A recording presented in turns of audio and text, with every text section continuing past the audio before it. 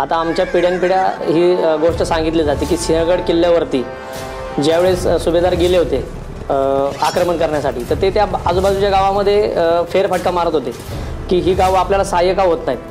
तर त्यांनी एका खबरेकडून माहिती काढली की बाबा ही लोक आम्ही छत्रपतींचे मावळे सांगतोय तरी पण ही आम्हाला सहाय्य होईनात.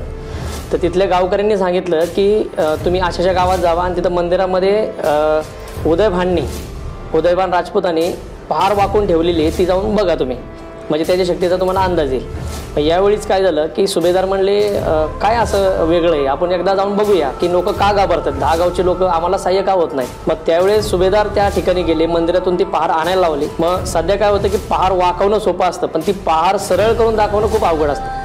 आणि हे ज्यावेळेस सुभेदारांनी सगळ्या त्या 10 गावांच्या लोकांना बोलून घेतलं आणि त्यांच्या समोर ज्यावेळेस ही पहार वाकवलेली सरळ केली त्यावेळेस त्यांची खरं ताकदीचा अंदाज त्या गावातल्या लोकांना आला.